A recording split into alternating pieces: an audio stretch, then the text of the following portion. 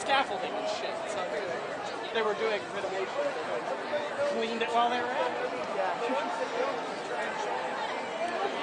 Oh, I know where I'm at. That's where I got the money out of the ATM before I went to the because I came out there and wandered around for a bit and found the ATM.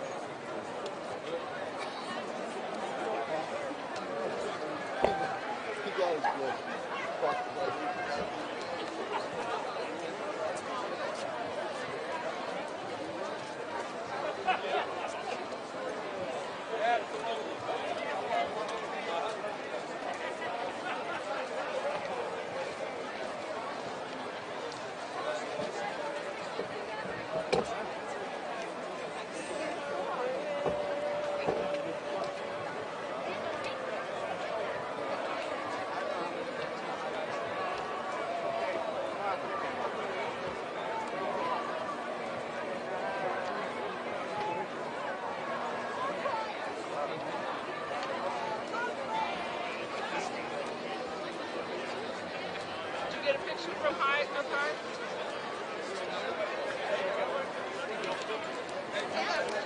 That's one of the talkers from Belgium. I kind of like that.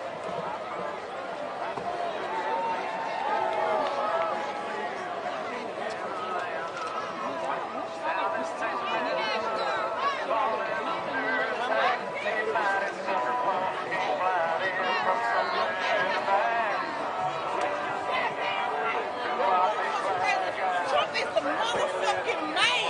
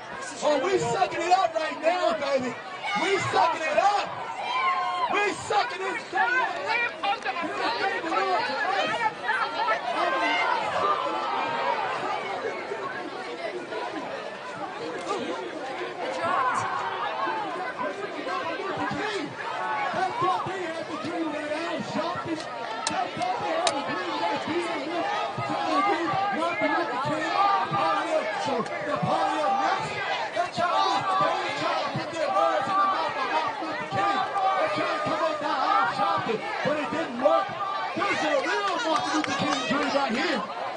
So we got a man that was born on the Tony Cook, and he know how to joke that shit off his lips. He don't drink and he don't smoke. And he got a family behind him 100%.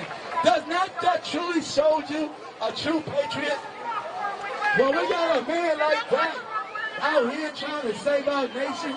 I'm telling you that I'm enjoying this day. This is a beautiful day, everybody.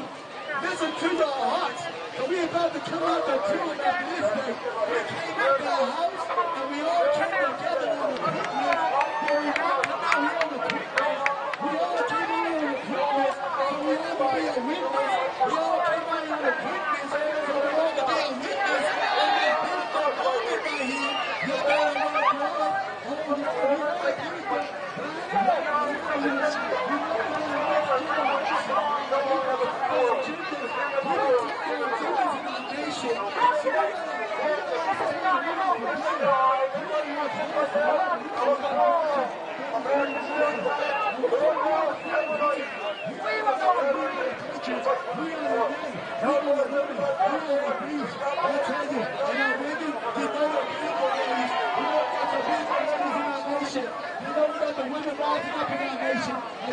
Should be hating when the women are rising, baby. That's what I tell you. We got to support these women in our nation. You know what I tell you? Let me support the hard working men.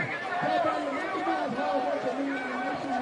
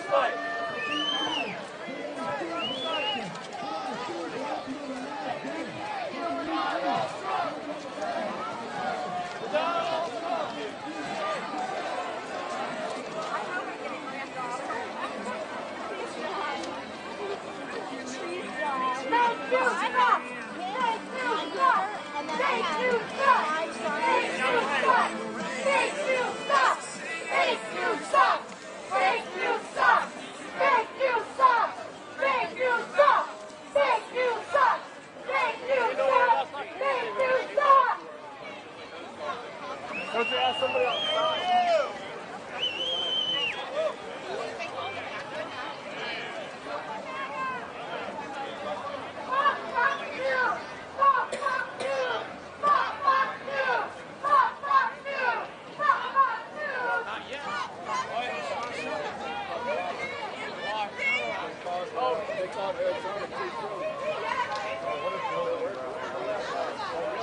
Point is, Joe.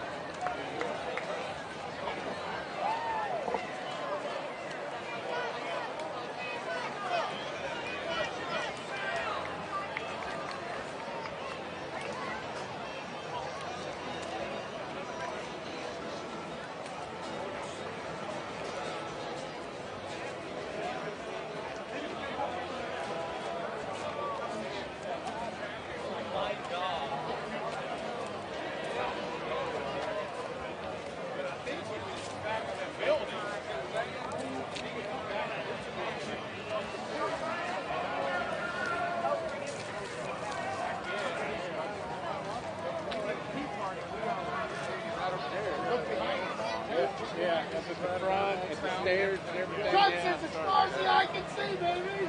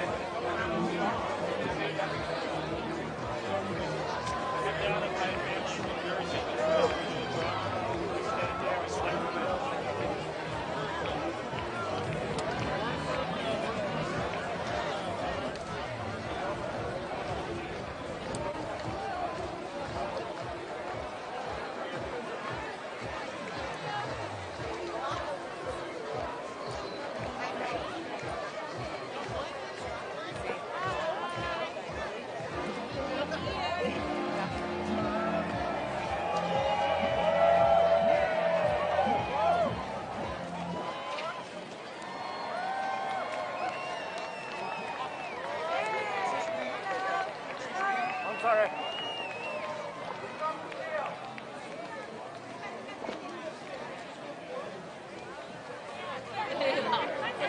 That's right.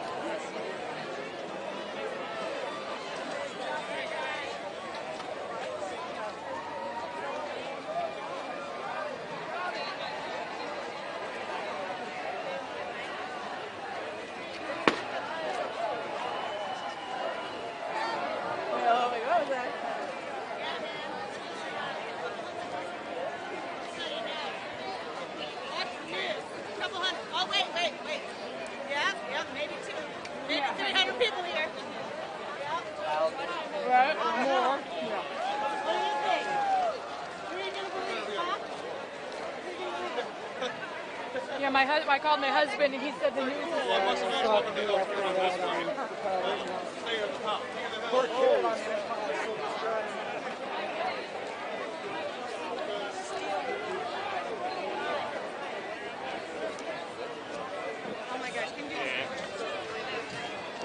Oh, no, that was Nevada, Dad.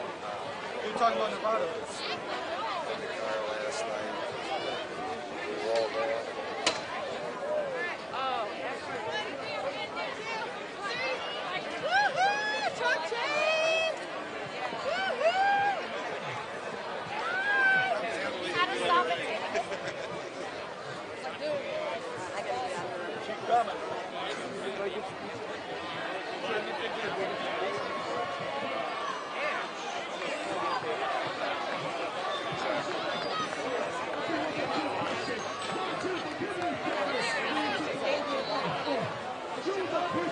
You should have prayed for the leader of your nation, and you would have did nothing at this time because you showed them. We're here to stop the steal. And if you voted for them, hear our voices now.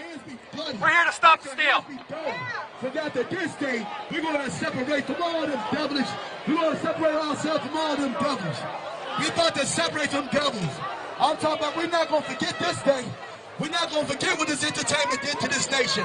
We're not going to forget what this fake news did to this nation. We're not going to forget this after this day. We march into the heart chakra. We march into the heart chakra because God has given us a new judge. We Never know the politics like this. This is not a politician. Promises made and promises kept. He tells the truth.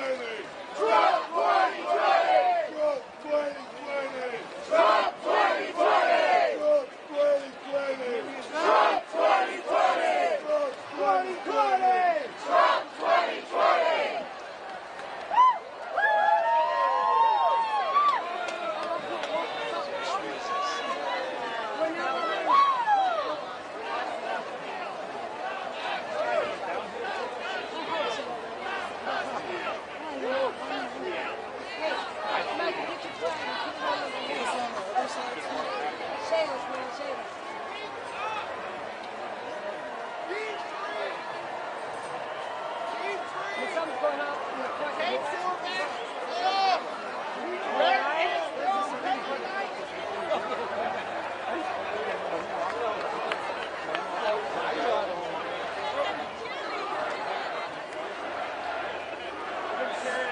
USA! USA! USA! USA! USA! USA! USA! USA!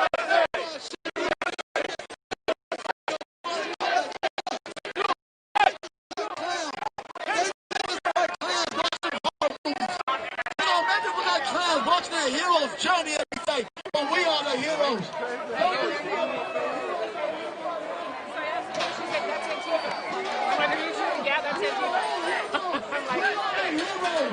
We are the saviors of this nation.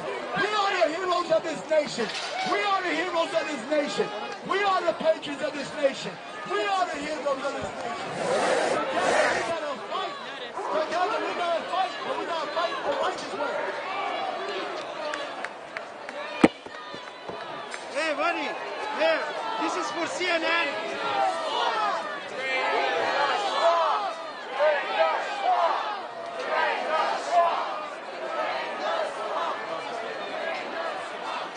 My battery, I'm not.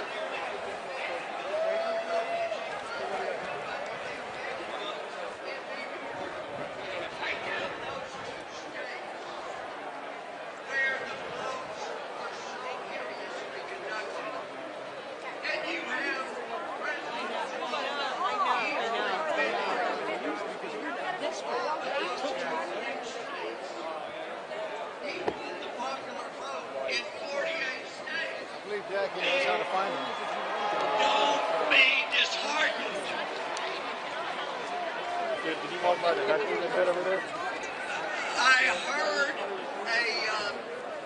the chairman of the election assistance group, he told the media this morning that they are certain this is probably the most secure. Well, let me tell you, there was a group in Texas of intelligence experts, and they found that in 2018, Democrats were cheating like crazy in Dallas County. That information was provided to certain officials in Homeland Security, and they never could get CISA, the CISA, Cyber and Infrastructure Security. It's headed by a guy named Christopher Krebs. They never could get them to take a briefing or look at the results of the investigation. Never. They never did. Christopher Krebs reported on election day, there's no fraud. This is an incredibly secure, safe election. Did you know where he worked before he came to the government? Maybe you've heard of Microsoft. Maybe you've heard of Bill Gates. You know, Donald Trump's best friends. Those are the people that are in charge. And we got word that Seidel, I know you've heard of Dominion and ES&S machines, but votes were being aggregated by work of a company called Seidel, SCYTL. Their headquarters was in Barcelona, Spain, moved to Frankfurt, and we hear this week that, and frankly, I'll just tell you, I told the president exactly what he needed to get from the Seidel information on Sunday night. He said, can you send me an email with the specifics, IP addresses, all of that? Well, our conversation was not on a secured line, and my email was not on a secured line. And the next day, before the president had a chance to review it and order anything, we find out, we hear from Germany, that there were Army personnel that went in and seized the site.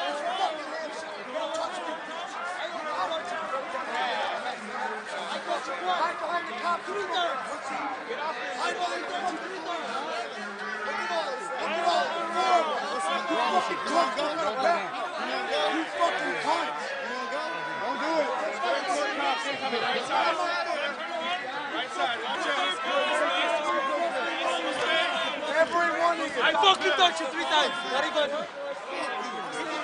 I touched you already. I already touched you 3 times. More. The cops. That's all you guys do. That's all you do.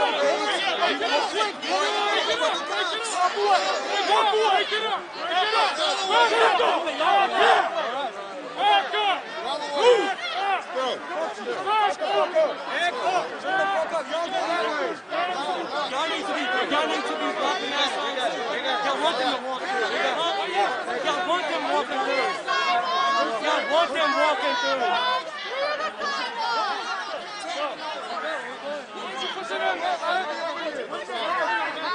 Relax, we going. That's the people you need to be pushing. That's the fucking people you want to be using these as our skills. Shut the fuck up, honky. Come here. Come here, honky. Come here, you fucking honky.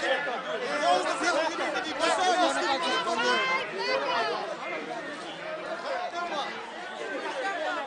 They're not going nowhere. They're not going this way. That's the third time. I don't think it's three times. Those two came up here. That's the second time. 3 times. Let him finish. Okay. So what does it take? What does it take? What does it take? That's what it takes. So I promise you this. He keeps going up into the surround.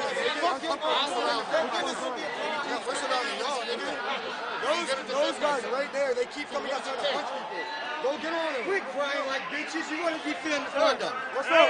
What's up? What's up? What's up? Surround them, motherfuckers. Surround them. Surround them. There's more of us than that. Surround them. Everyone in protest, just be peaceful. There are too many people there in the culture like that. Just standing is fine. Everyone can protest, just be peaceful. Peaceful protesting. Surround these motherfuckers. Boys. I got you.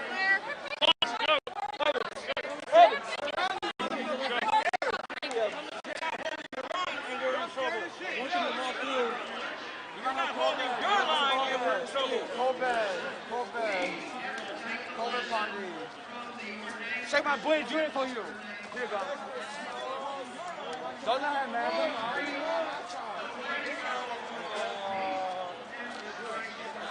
So, this is still bad.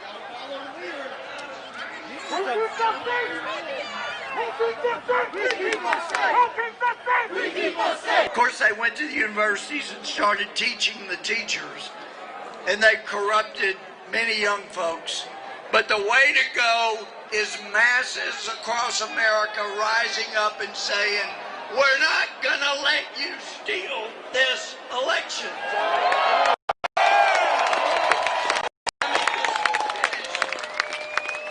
There are times us that are in this fight to save this little experiment of self-government from the establishment, from the globalists, that we get quite depressed. And I think about words. That is, in despair, I bowed my head. There is no peace on earth, I said, for hate is strong and mocks the song of peace on earth, goodwill toward men. But then the bells pealed more loud and strong. God is not dead, nor doth he sleep. The wrong shall fail, the right prevail, and we'll finally have peace on earth, goodwill toward men. Don't give up the fight. God bless you. God bless America.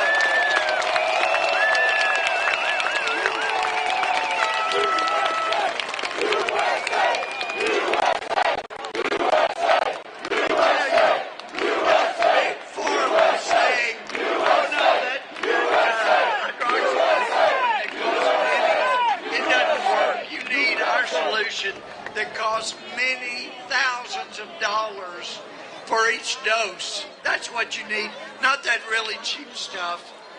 Any doctor that raised their heads and said, wait a minute, people are being healed all over the place with not just that alone. That's not enough. Dr. Gold is one of the most brilliant doctors in America, and she's one of the most courageous. Y'all give it up for my friend, Dr. Gold.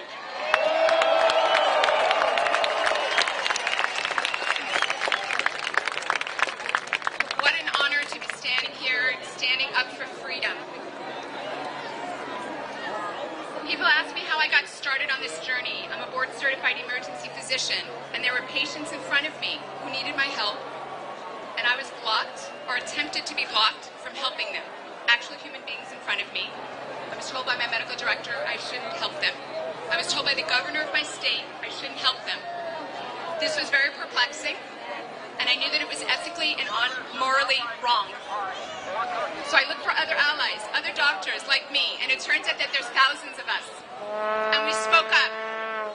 And you may have seen us in front of the United States Supreme Court on July 27th. And what that day was about. That day was about bringing the truth and education to the American people. Thomas Jefferson said, you cannot be both educated, ignorant, and free. That is wishing for something that never was and never will be. So when you're being fed disinformation, it helps to know the truth. If you go to americasfrontlinedoctors.com, you can find truth. You can find truth about masks and lockdowns and early treatments such as hydroxychloroquine and ivermectin. You can find the truth that is not being given to you by the media. And the more you have truth, the more you can go forward and not be controlled by fear. Our founding fathers well knew that fear was the best way to control the citizenry.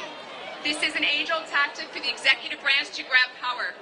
They usually do this in times of war or natural disaster. But the best way for the executive to take too much power is with an epidemic, because it's silent and it's stealth, and it makes the people helpless, and it makes the people dependent upon experts. So it's always important, even in times of epidemic, to understand that we have a Bill of Rights. Our founding fathers wrote the Constitution during times of epidemics. There was actually an epidemic called the 13 Colonies Influenza of the 1730s, and yet they write the Bill of Rights. You do not give up your inalienable rights just because there's an epidemic, just because a governor says so.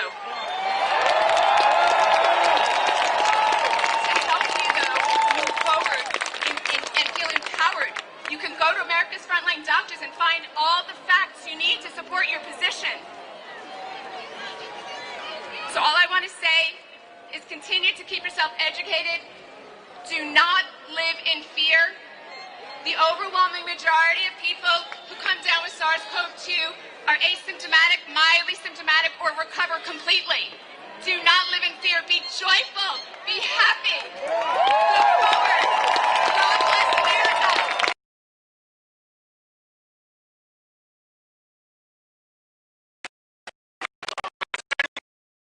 God bless America. Speakers, but we had to go a little.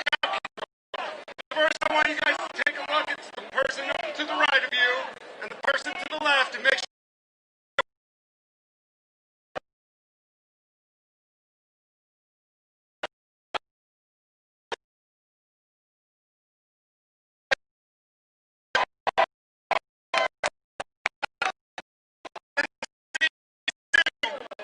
just take everybody at once, maybe.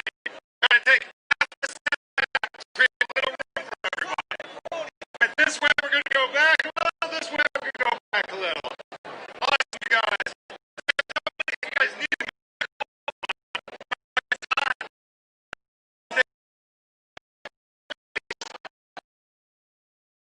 a little bit. You guys are the ball. Thank you. All right, next up. Nat, you're coming. Hello, everyone, again. I have the honor to introduce the next speaker. He is a great friend of mine, one of the biggest patriots in this country, one of the best this country's ever seen. He was a DOD for presidential appointee, and he was the host of America's First radio show, my good friend, Dr. Sebastian Gorka.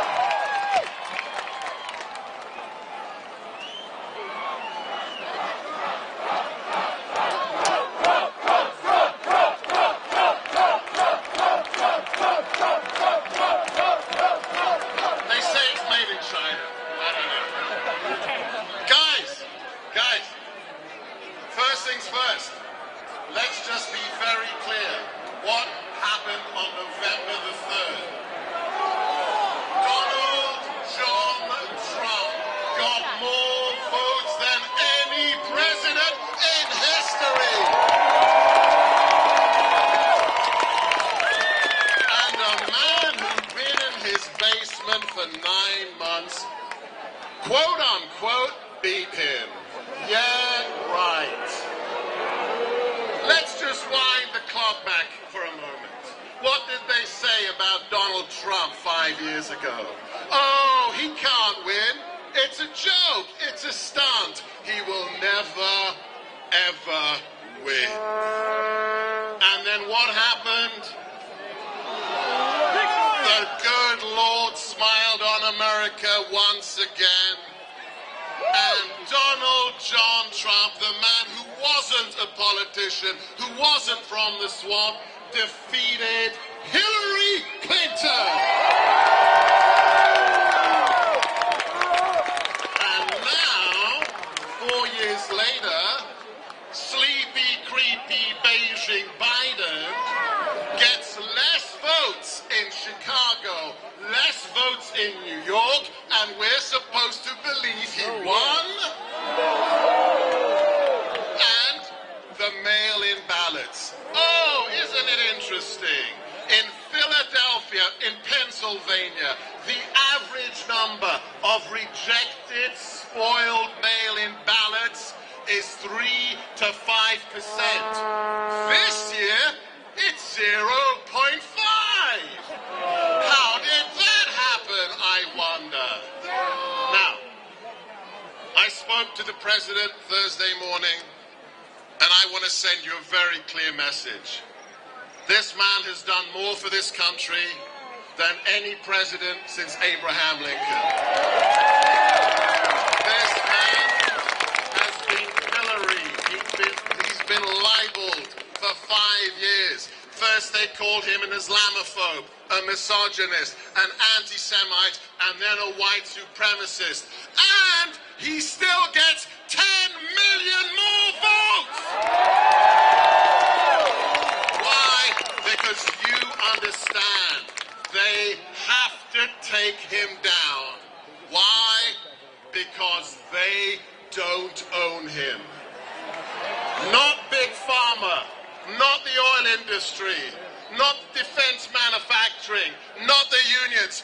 Nobody owns President Trump, and that's why they have to take him out. It started with my good friend, intelligence community, and they framed him. And I've got a message for you, Attorney General Barr.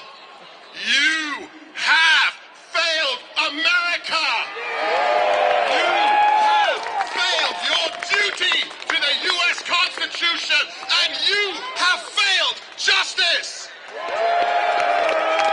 We were told, oh, we can't publish anything before the election.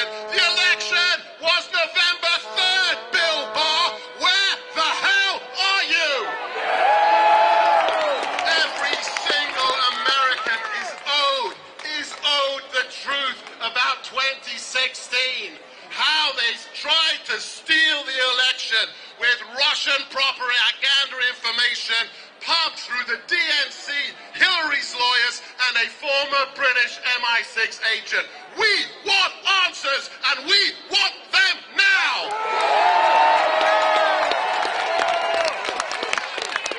So, the future. Here's the future, friends. Here's the future. The president told me he is not giving up. He is going to fight in every battleground state where we have seen rampant abuse. Yes, Fox News, there was cheating.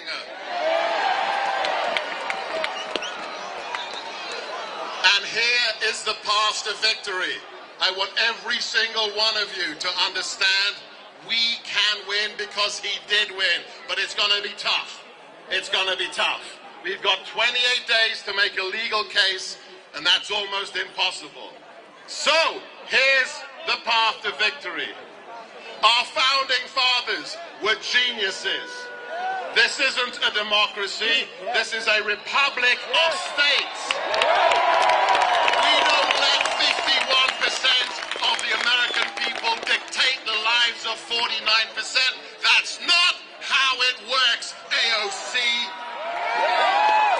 Oh, and by the way, AOC, if you're making your enemies list, you can put me at the top. AOC, bring it, Buttercup. Because we are not afraid of any of you bloody snowflakes. And the only fascists in America are Antifa. And BLM is racist. I'm going to say it now. Every American life matters. So here's the plan. Nancy, the crone, the Harridan failed. 15 Republican women have been elected to the Congress. 15 pro-life women. And not one state house was flipped, Nancy. How'd you like that? So, there is no president-elect. Oh, and by the way, Beijing Biden, I looked it up because I can read. There is a thing you call the office of the president-elect. It doesn't exist. Unlike the recordings of your son having sex with prostitutes while he's smoking a crack pipe. That exists. Unlike the emails about the big guy getting his 50% cut. We know who the big guy is, Beijing Biden. You are the most corrupt politician after Hillary. So, a lot of people want to speak. I'm going to give you the path to victory. The election has not been certified. The electors have not voted. We don't have democracy, we have a republic. We have to put the pressure on. I don't care where you're from. God bless all of you here today. But God bless all of you who are watching and listening. Wherever you live, you get on the streets, you get your MAGA hat on, and you send a message to the state senates, to the chief clerks, to the secretaries of state. If you certify a fraudulent election, you will never, ever get re-elected.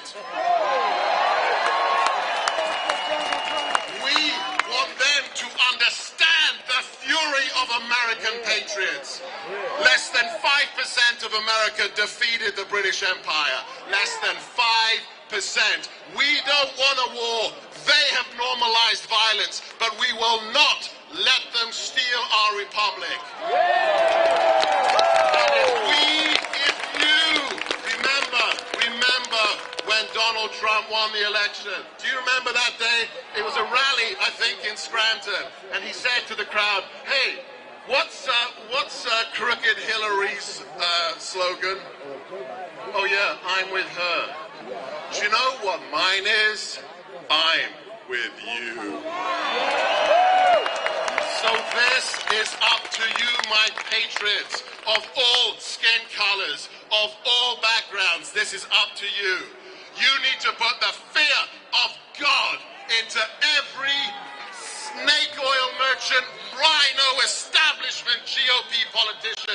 If you certify the election, you will never, ever get re-elected. And then what happens? Oh, those founding fathers were geniuses. If neither candidate gets 270 electoral college votes, then it is a contingent election. It goes to the House of Representatives. Oh, and here's the kicker, my friends. It's not the House Representatives that elect the president. It is the states. The states by party delegation. And guess which side has the majority of party delegation? We do! And the Republicans in the Congress will re-elect Donald John Trump to his second term. You can make it happen, and you owe it to the president. What has he done for you in the last 4 years? From defeating ISIS to going to war in the trade zone with China, from building the wall, from crushing unemployment figures to the lowest level since 1969, standing up for America, the forgotten men and women, you owe it to him. So guys, I tell you one thing, it's now or never. And I want every single one of you guys to get serious. Be like the amazing people we have here. Mike Lindell, the Schlaps, Boris, my buddy, fighting the good fight. And I just want you to do one thing. What?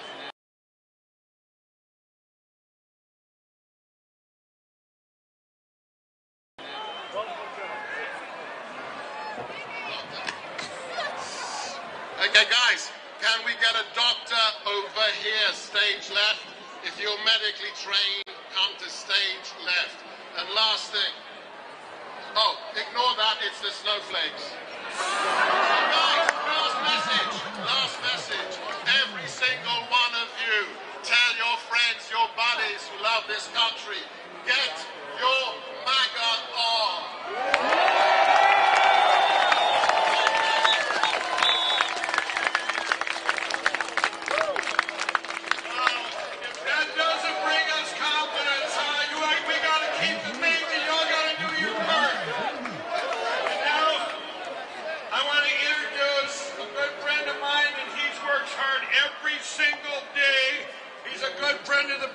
He's the CEO of the American Conservative Union. I've never seen anybody work harder for all of you than Matt Schlapp.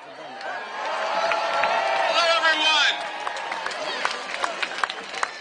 12 years ago, we all felt like the forgotten men and women. I want you to know that your president made sure that you'll never be forgotten again. And one thing more, when it comes to your votes, each and every one, everybody just relax over here, relax. Each and every one of your votes will not be forgotten either. They tried to cancel your president. They tried to convict your president. They told you that your president and colluded with a foreign power. They told you your president was a traitor. They have tried everything to stop him. But guess what? America prevails. The Constitution rules the land.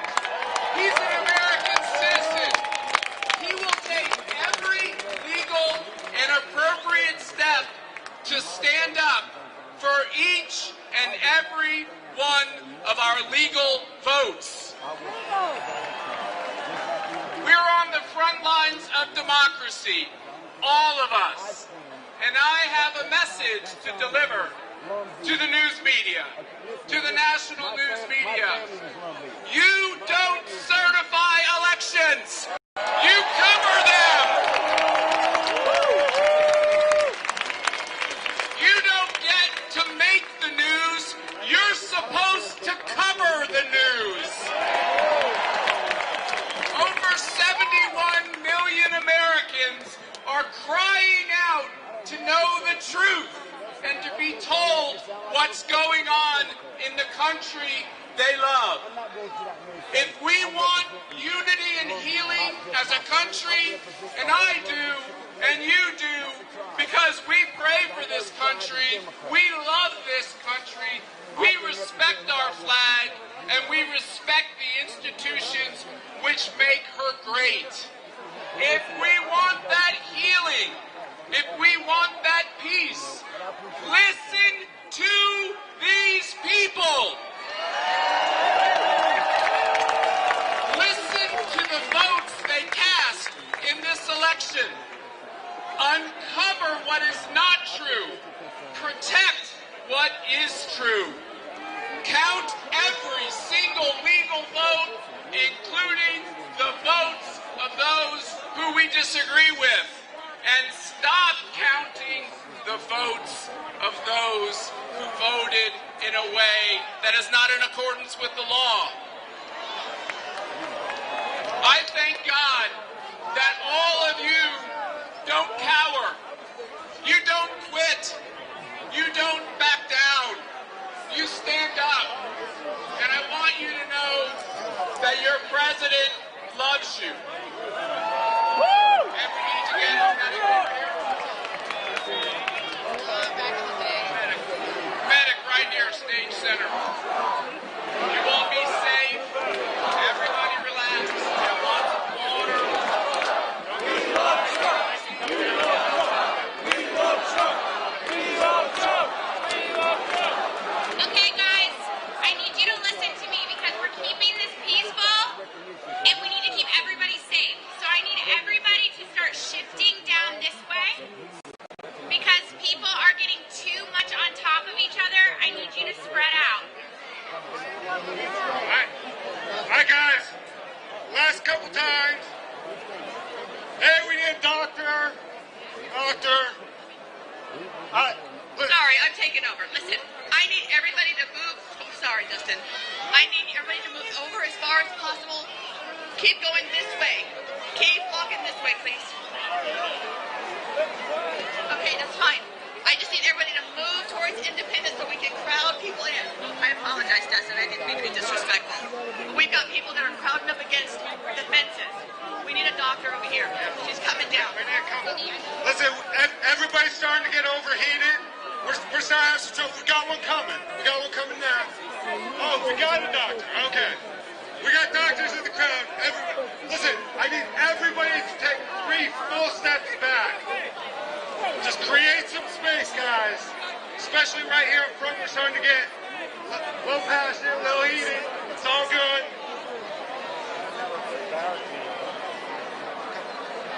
Ralph, sniper in the trees. Sniper in the tree. Who needs help? Who needs help? Everybody check each other. Listen, push back a little bit. 3 steps for me, guys. All right, let's get back to it. All right, everybody, let's calm down. And we have a president that we need to pray for. We need to get behind, but we got to get through this. And now everybody, it's going to be a great election. You've heard from the speakers giving us faith. We got one coming up here.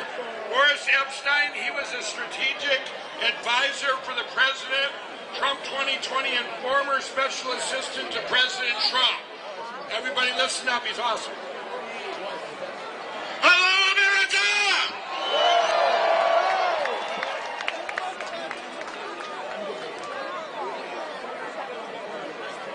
There it is. How we doing now? Hello, Patriots! Hello, Americans!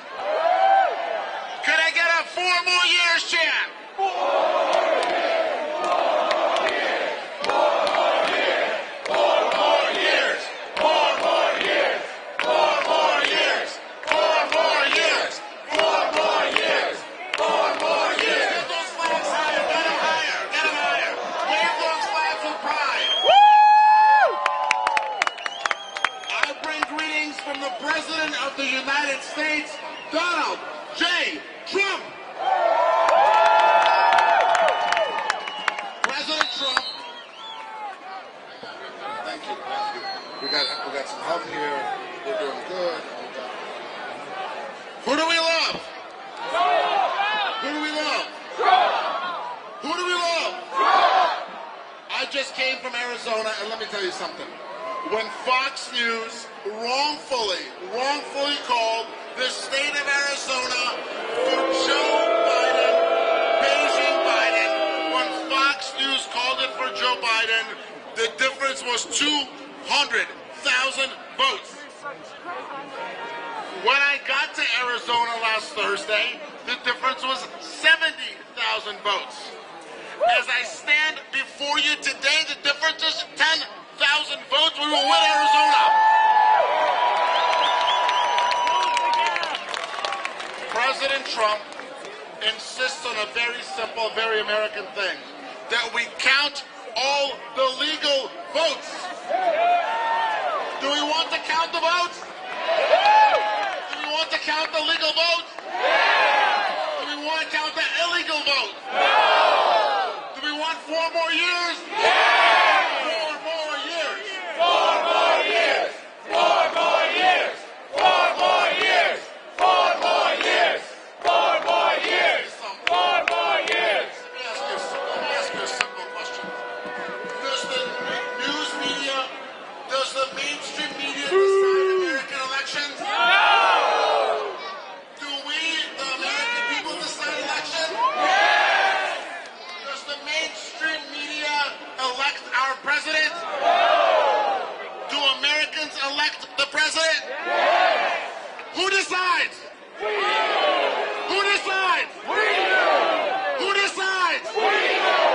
The American people elect our president, and these people, the American people, elected Donald J. Trump for 4 more years. As we look around the country, President Trump will win Arizona.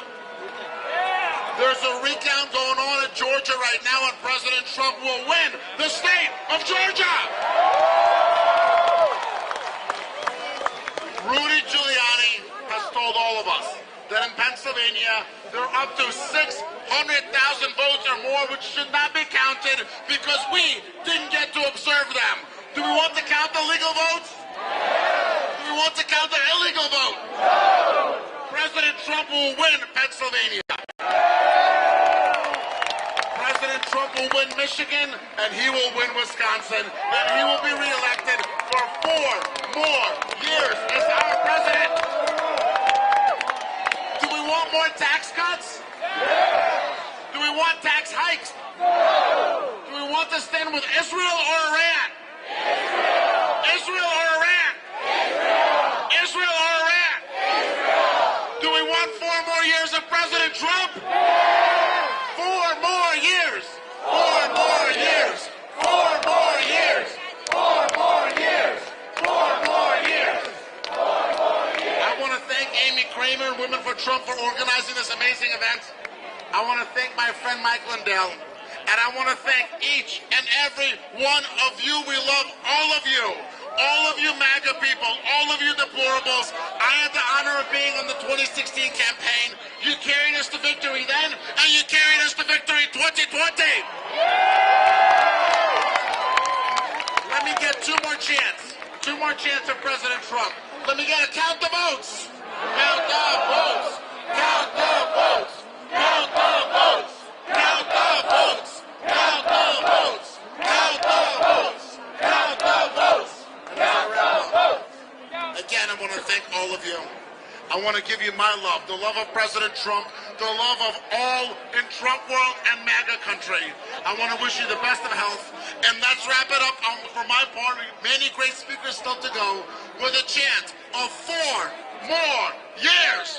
4 more years. 4 more years.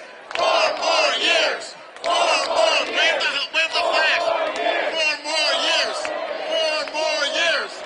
4 more years. 4 more years. God bless all of you. God bless America. Wow. Yes, 4 more years. I have the honor of introducing Penny Nance. She's the CEO of Concerned Women of America. She did a lot to get Amy Coney Barrett into the Supreme Court. Amy, come! Amy Coney Barrett, right? Amy Coney Barrett. Yeah, I'm with Concerned Women for America. We did 8,000 miles on a bright pink Women for Amy Coney Barrett bus tour. And guess where she is now? That building. Thank you, President Trump, for not 1, not 2, but 3.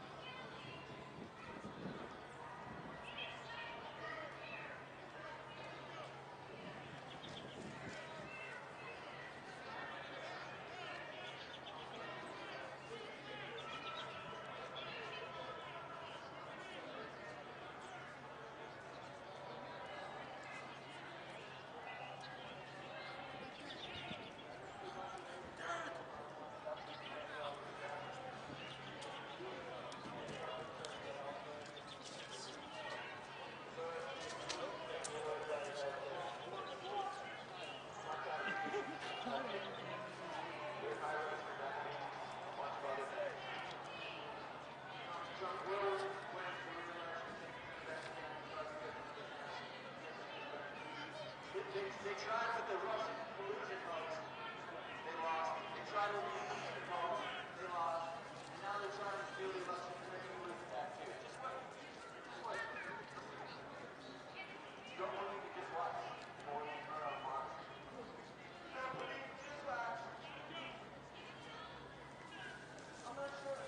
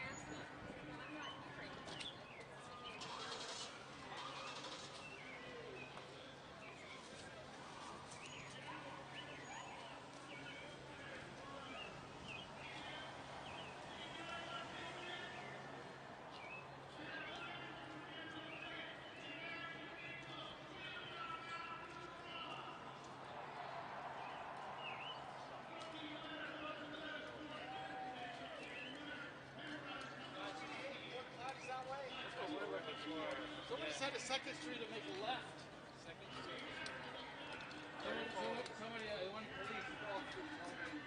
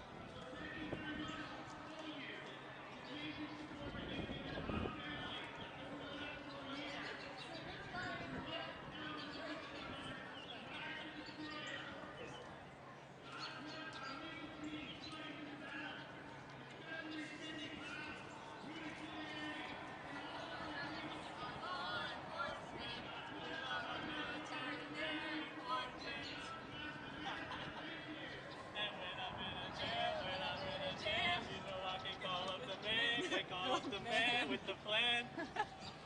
That was epic. I wanted him to do like Italian.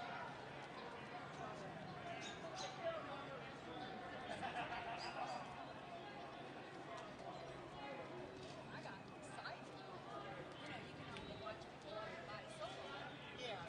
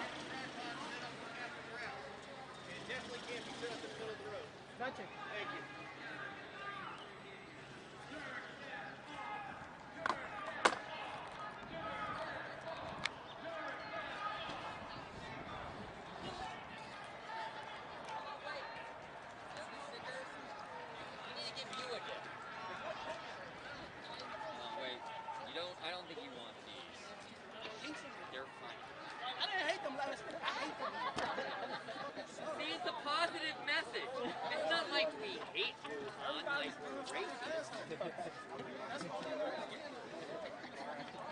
You got all these Americans down here. Nobody wants to sit down there with our fucking. That's what I was talking with these guys.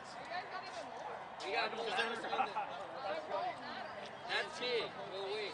I didn't know if I was in enemy territory. They did. They did. They did say that. Okay. Hey guys.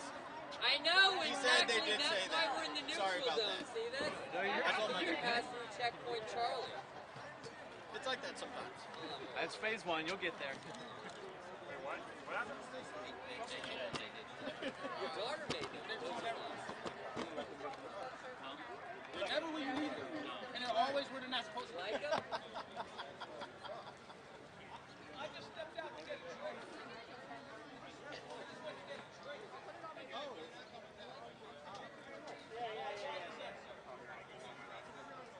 And then the part that really upsets me is they're saying, okay, boom, we're the American citizens. We deserve to know who's telling us that we can't.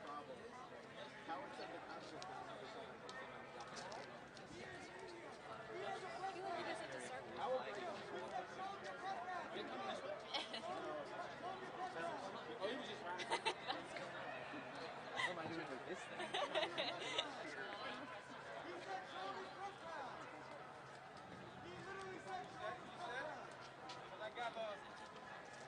No.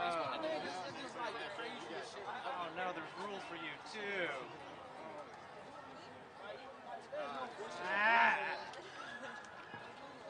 unfortunate that people are scoring this opportunity.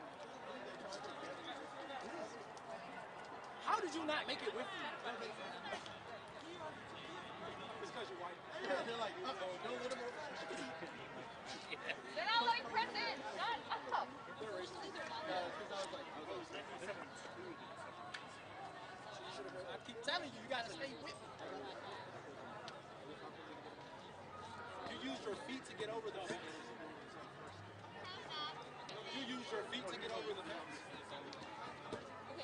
You were supposed to use this. But they were all Oh, here they come now too. yeah, I just kept waving them. Like, hold on, wait. Hey. Like number.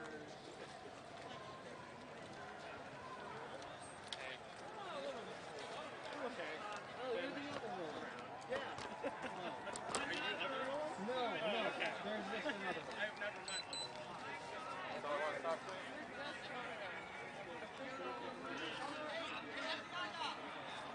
So we're not letting anybody in on this side. We're not letting anybody in on this side.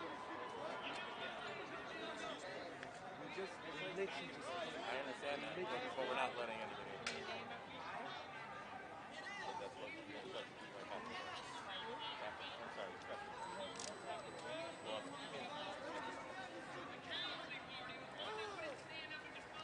Yeah, boss. Tonight, we just we're here on assignment. Let us just take this fucking picture and leave again. We literally just came out. I understand that, but we're not letting people in. You're the guy in charge. I'm sorry. I mean, we're press. We're the media. I get that, but we're not letting people in. But we're friends. That's why you have the band. I understand that, but we're not letting people in on this side. No. If you were in already, you could stay in. We're in. But you left. We literally just came out. I'm so sorry. But we're not letting people in. Come on, man. I mean, he's a supervisor. You can make this call. I understand that, but we're not letting people in. I told you when you left you couldn't come back in. No, I know, but you know, That's it. I'm sorry. But you know, this is the thing. There's nothing much more than that. Oh my God. All right. Come on, so. Well, I was trying to go back into the standoff, but the Capitol Hill police are not allowing me to get back to where the fascists are standing, facing out the transmitters. They're not letting. Yeah, by the Supreme Court.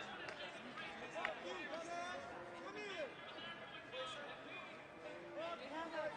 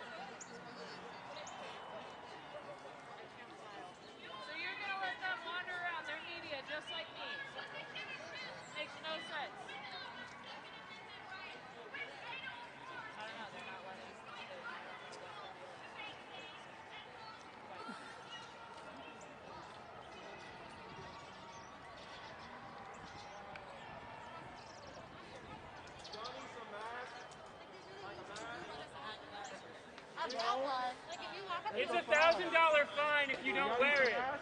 No, it's cool. Cops say we're good. We're smart. We're immune. Yeah. Both those go together. Oh no! I have to make sure I can get to Union Station. That's my point.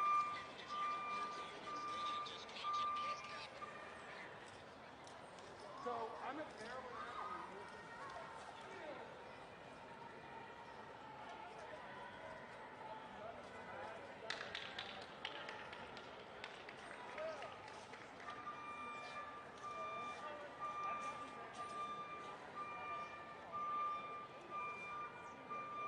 What? Yeah, I know. I need to get the baggage there. I'm not gonna stick with you.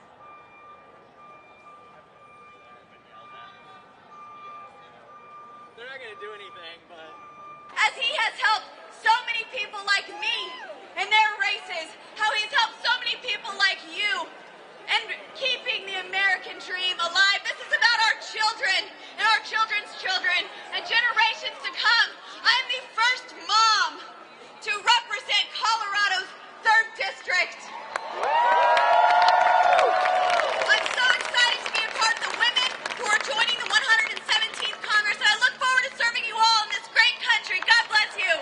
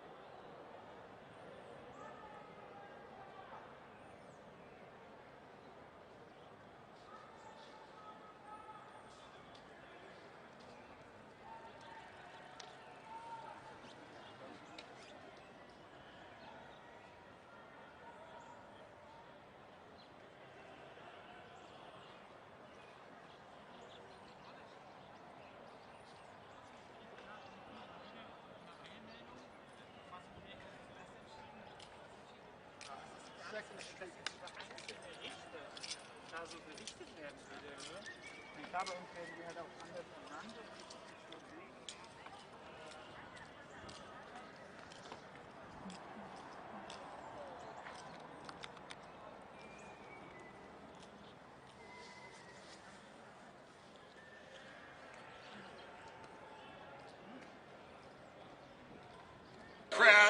State Representative Vernon Jones, and he's from Georgia.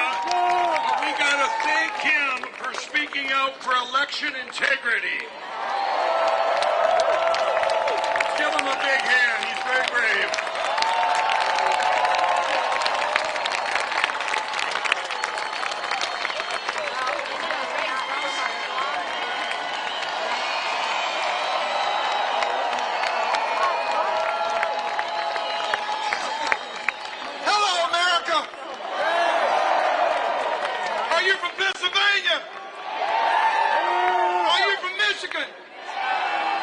Are you from Arizona? Are you from Nevada? Do you have Georgia on your mind? We coming your way and we're bringing hell with us.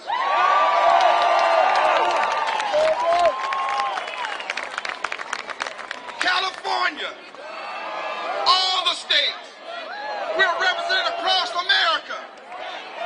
And we sending a message to Capitol Hill, we sending a message to Supreme Court.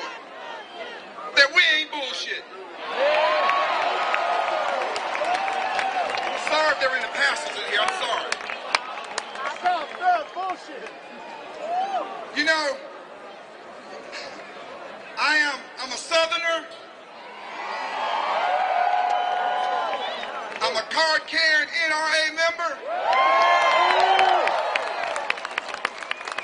I'm a part-time crowd surfer. Some of y'all get that, right?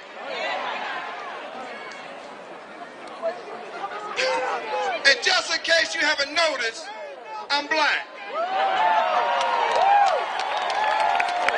But I said hell no to the joke.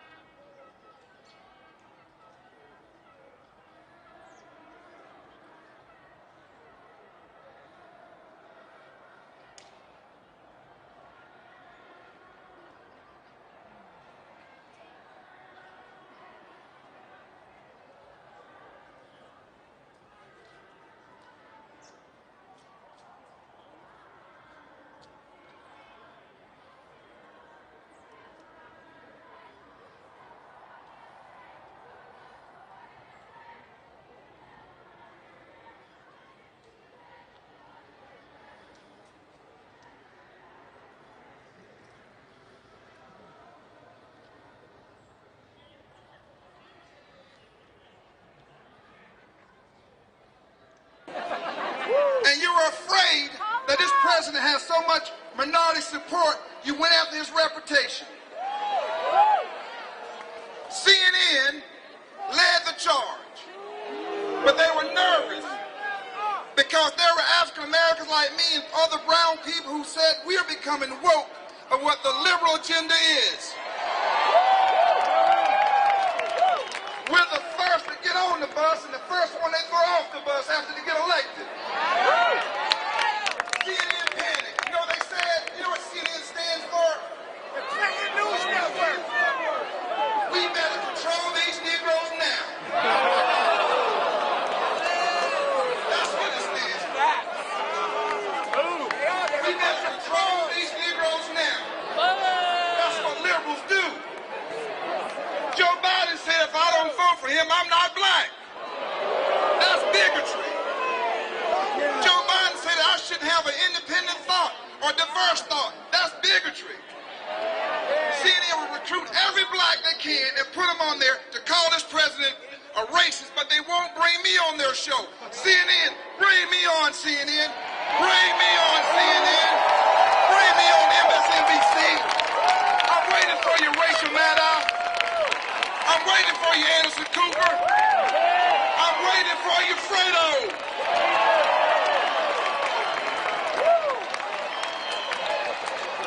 This is America. I am not a victim. I am a victor.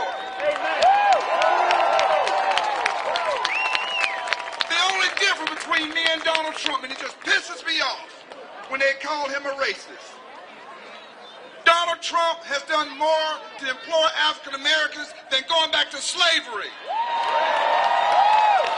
Donald Trump signed into law funding for historical black colleges. No president in history has ever done that. Prior to this pandemic, he had this economy on fire. Even in the midst of this pandemic, he is still creating jobs. That Donald Trump is a badass.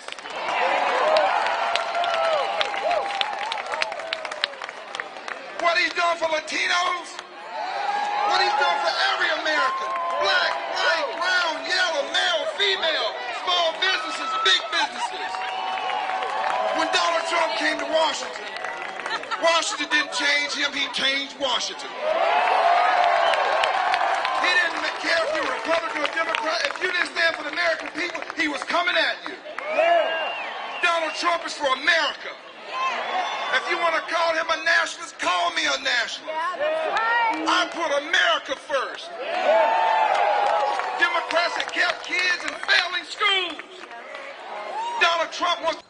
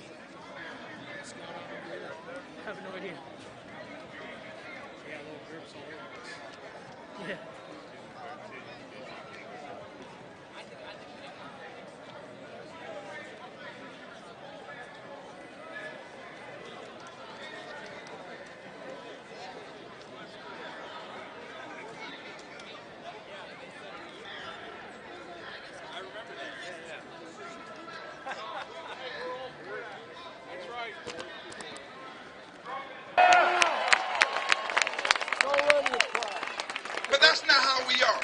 But we're going to fight them tooth and nail. We're going to fight them to the end. We're going to win Georgia. I want you to reach out to Senator Kelly Loeffler. I want you to reach out to Senator David Perdue. Send them a donation. Call your family down there. Move down there. We want you to come on down. Because we're going to take that election. Because let me tell you, if Joe Biden does get there, he won't know it.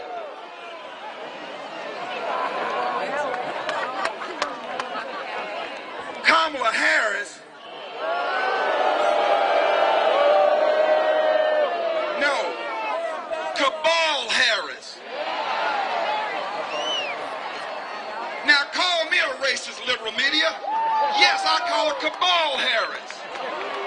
When I see her and Joe Biden, I don't see a bouquet of roses. I see cactus and kudzu. One is sussling and the other is invasive, and not necessarily in that damn order. America, we love you. I appreciate all those who organized this. I understand CNN is already saying, oh, there's just a couple thousand people here. That's malarkey. This is a historical occasion. This is a historical march. We're sending a shot across the bow of the nation. We will not allow our elections to be full of corruption and fraud. We're standing up. We're no longer hiding. No longer. The liberals have pushed us far enough. And I'm tired of it. It's time to get right. It's time to get right. My country, tears of thee, sweet land of liberty, of thee I sing. Land of the fathers, land of the pilgrims' pride, from every mountaintop. Let freedom ring from Pennsylvania. Let freedom ring from Texas. Let freedom ring from Louisiana. Let freedom ring from Florida. Let freedom ring from Alabama, Georgia, and Mississippi. Let freedom ring from Oklahoma, Maine. Let freedom ring in the Oval Office for Donald Trump.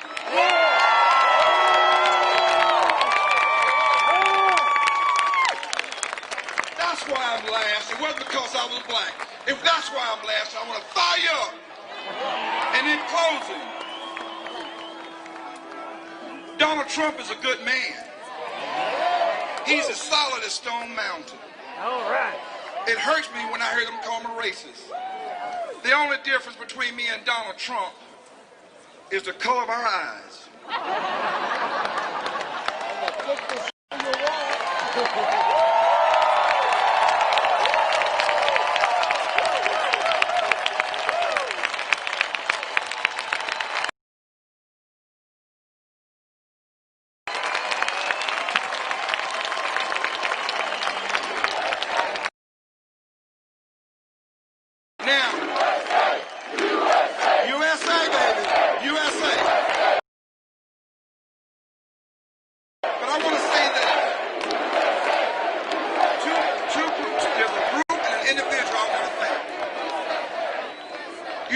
Trump travels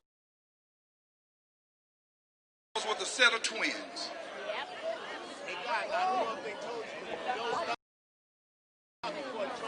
One named Law and the other named Order.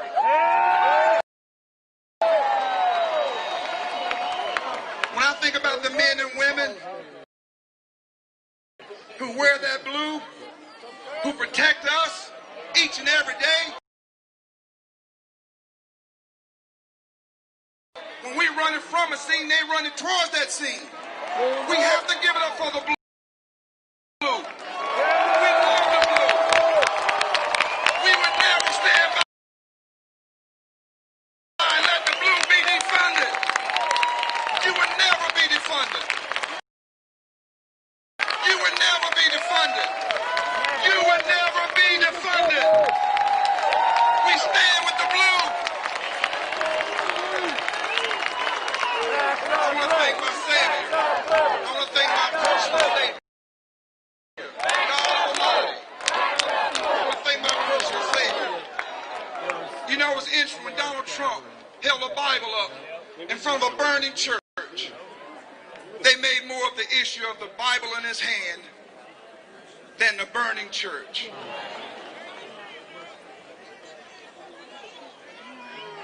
Than the burning church. That's what Antifa does. That's what Black Lives Matter do. They burn churches. They want to take down pictures depicting Jesus Christ. Where are we going, people? That left is taking us to a country I don't want to go. I don't want to be a Marxist. I don't want to be a socialist. And I know you don't. Now, I'm going to join Mr. Pillowman.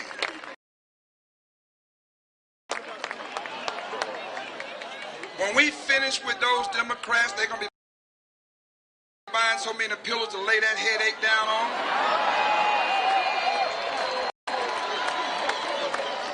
They're going to, look, we're going to have a lot of money for our campaigns down in Georgia now. But I love you. Follow me on Twitter at Rep. Vernon Jones. I was inspired by President Trump to do a conservative nonprofit called WakingUpAmerica.us. I'm not running again. I'm leaving the field, but I'm not leaving the stadium. We're here to stay. Feel the burn. Feel the burn. Feel the burn. Feel the burn. Feel the burn.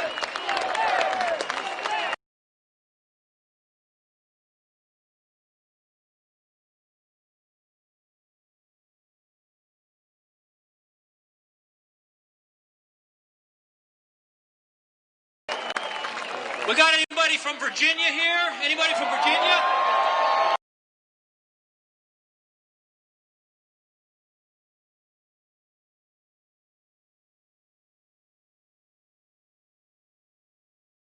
We're fighting for Georgia now. Thank you for being here. God bless you. God bless Virginia. God bless the United States of America. And God bless President Trump.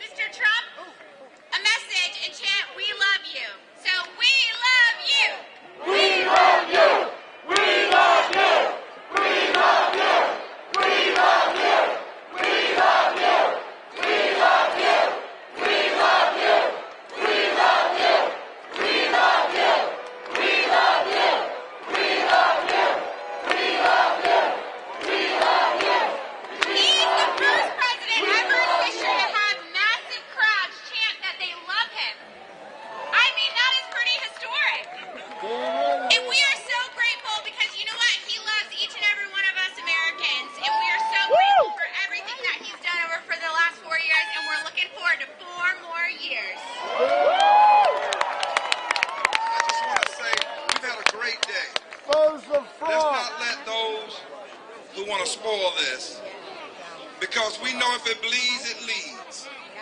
So let's have a peaceful departure. We've already made a difference. Let's go back to our respective homes and hamlets and communities and let our neighbors know, even our enemies, that we love them and we love them so much. We're just standing up for our constitutional rights. That's all. So as we depart, we ask if you can depart towards Independence Avenue. Capitol Police would be there to escort you. You're going to go to Independence Avenue. We'll all go to my left, and when you get to Independence, you're going to turn right. So promise me, don't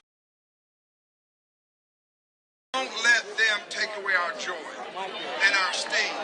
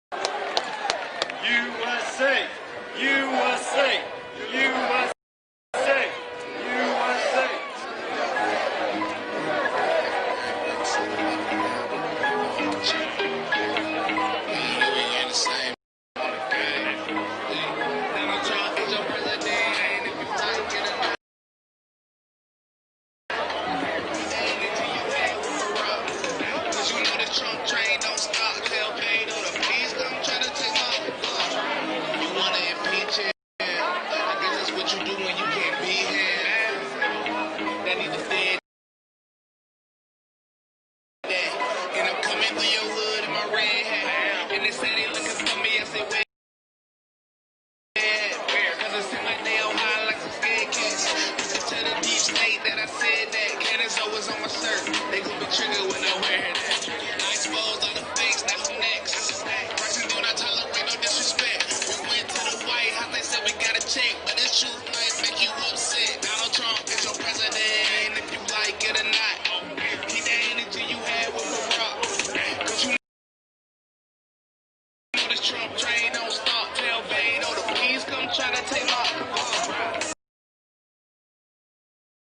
You wanna impeach him? I guess that's what you do when you can't beat him. That need to dead that. And I'm coming through your hood in my red hat.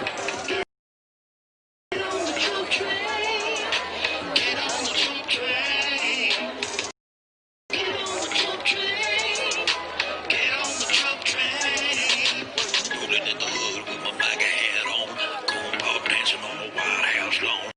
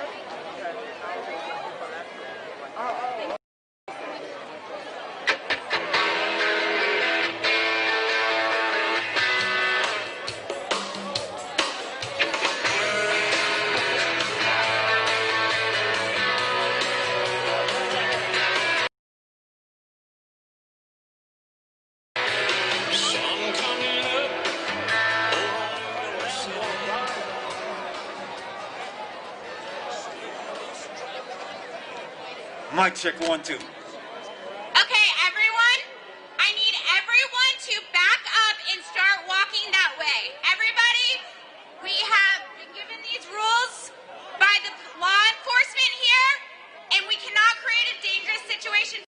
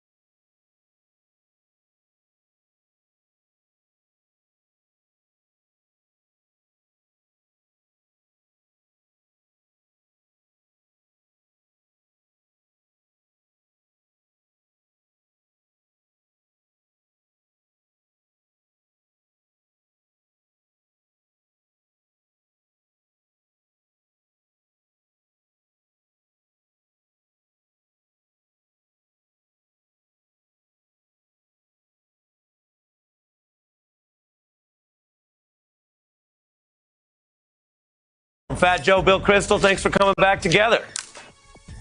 Great to be with you both, and great to be back with Fat Joe. And that was a memorable evening. You know, it's gone down in the annals of hipster New York. Basically, that night we went together, went some SUV down to Lower Manhattan. People are still talking about it. That's what I'm told, at least, you know. Well, I'm still thinking about it. One of the great Joe, things about the fight against Trump is that it allowed me to meet Fat Joe, and I really feel it's been great working together to the degree we have, and partying together to the very limited degree Fat that Joe, we have.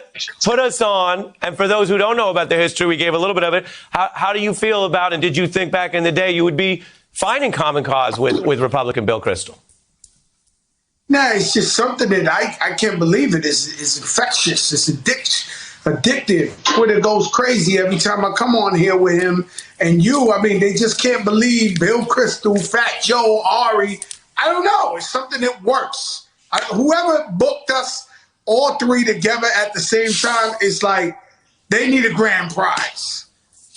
I don't know why people are surprised. We're hip. We're all hip, you know. We're pop culture icons, right? Bill, hip is, I mean, let's face it. You know? Hip's the eye of the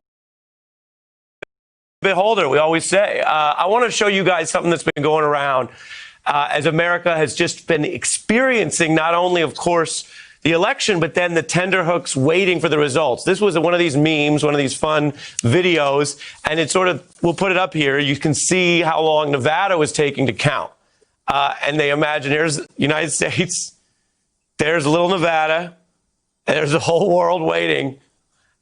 And it just shows, Joe, I've never seen as many people making as many memes and videos and comments on a race. We cover a lot of elections. This year felt different, Joe. You know what? The cliche, the slogan, every vote counts, really took place in this election. And so, like the beauticians that do my wife's hairs, the barbers, everybody, if I could have showed you like my family tree of how many people voted, my aunts, my uncle, like every vote counted. And we needed everybody to really believe in the system. That's the only way we won. You know what I mean? So because obviously, let's not ignore the fact. Because you're saying something that is the electoral facts. Bill, without new voters, Joe Biden doesn't win. Without new voters, he doesn't win. Without some people who voted for him and for Trump in 2016, who were persuaded to come over, that 4 years of that was enough, he doesn't win. So it's one of those years. It was pretty close. So every group mattered. I think all of our efforts, I hope, mattered. Awful lot of work still to be done, though. I mean, next couple of months, preventing mischief from Trump and also getting people to be serious about this terrible pandemic. And then helping Joe Biden and those who are willing to work with him. And I hope there are some Republicans, because we really need to address these problems. And I'm worried about the Republican parties. I have been for 4 years, but for now, at least we can heave a sigh of relief that it's going to be Joe Biden, who deserves a lot of credit himself. I really agree with Carole King on that. I'm not sure anyone else but Biden could have pulled this coalition together and held it together, Biden and Kamala Harris. Joe, I got 40 seconds to Joy Reid. You get the final word of the week. I just want to send this message out to Donald Trump. It's too late, baby. Yeah, it's too late.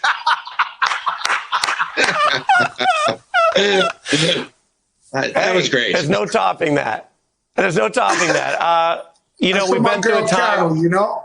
It's been an ordeal in many ways, but that doesn't mean we haven't learned along the way. I've met some great people and seen people come together, and that's a spirit we all need, no matter where you started out in this election. Hey, I'm Ari Melber from MSNBC. You can see more of our videos right here, or better yet, subscribe to our YouTube channel below.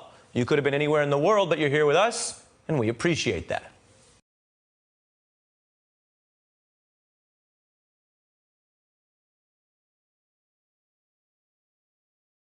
It's another hurricane or something. I will venture that there is not a person here who cannot conjure these images. President Obama, bent from the waist, inviting a young boy visiting the Oval to touch his hair. The President and First Lady in a freight elevator on the night of his first inauguration. She has draped his tuxedo jacket over her white ball gown. They are leaning into each other, smiling, their foreheads touching. A tense President Obama, hunkered down in the Situation Room with Joe Biden and the National Security Team, awaiting word on the secret mission against Osama bin Laden. Those of you more senior in the room will also recall these images from another presidency. A grave Ronald Reagan, eyes tightly closed, mourning the death of the Challenger astronauts at a Johnson Spacecraft Center memorial. President Reagan in animated Oval Office conversation with Russia's Mikhail Gorbachev. Reagan, tuxedoed, dancing with a radiant Diana, the Princess of Wales. The word iconic is overused, but it surely describes Pete Souza's photography. As the official White House photographer serving Reagan for 6 years and Obama for 8, Pete has documented some of the most historic presidential moments of 2 generations. But the work is more than official record. It is the creation of an observer with acute insight and style, a photographer whose images seek a characteristic humanity in his subjects. All the White House photographers that I've known, and I've known them all since the day of Lyndon Johnson, have been superb practitioners of their craft, wrote Howard Baker Jr., Reagan's former chief of staff, in a foreword to Pete's book about the Reagan presidency. A few, such as Pete, Baker added, have been great artists as well. I doubt I'm the only person here who gets chills seeing a daguerreotype or tintype or photo of Abraham Lincoln, and I am grateful to those 19th century portraitists, Matthew Brady among them, who preserve for history both the youthful features of an Illinois barrister as well as a beleaguered president suffering the ravages of the Civil War.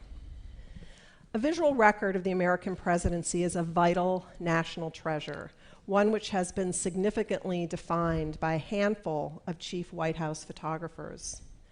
This has at times not been without controversy. A coalition of media organizations protested during the Obama presidency that news photographers were being denied access in favor of official photos from the White House staff.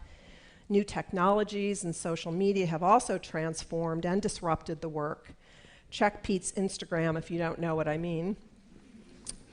While the world has come to know Pete as one of our most gifted presidential photographers, his journalism was just as remarkable.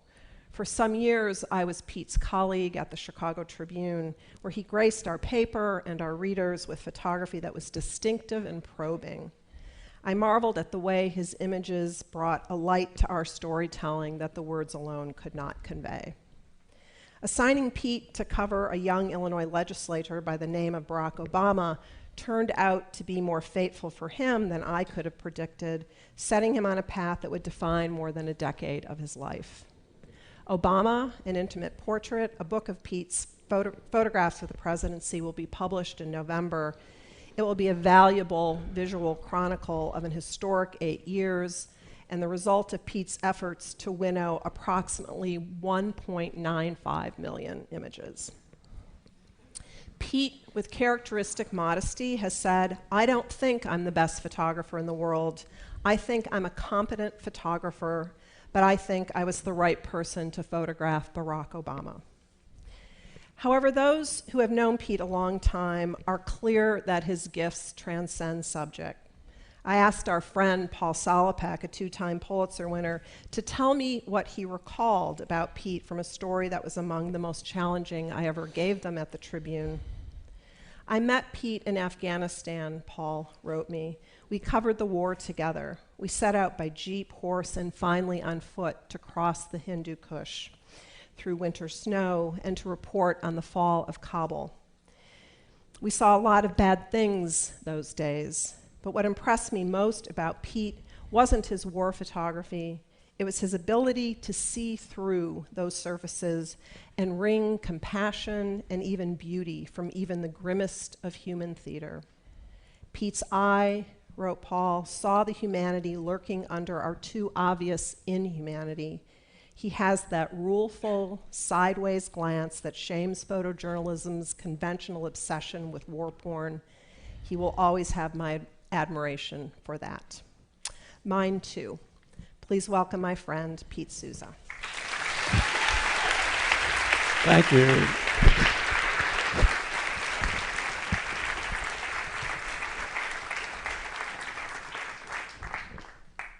I think I should just stop now. It's like when Anne Marie started talking about a couple of my Obama pictures, I was like, well, that's in my slideshow. Oh, that's in my slideshow. Oh, that's in my slideshow. So, and we did not discuss this at all beforehand.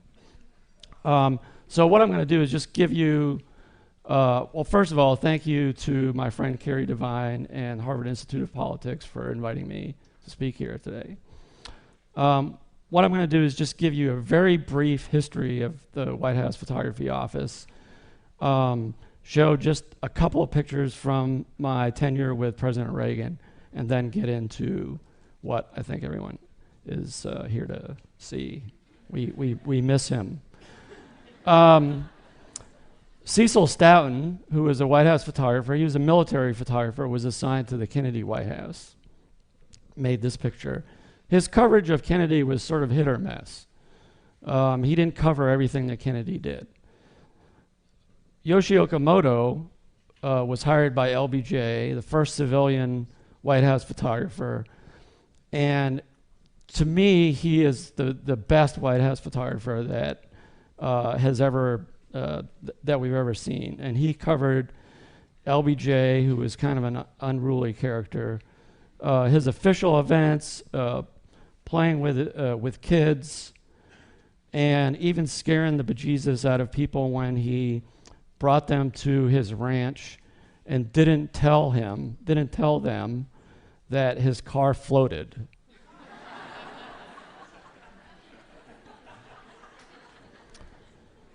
As Anne-Marie said, I joined the White House, the Reagan White House in 1983 as one of the White House photographers.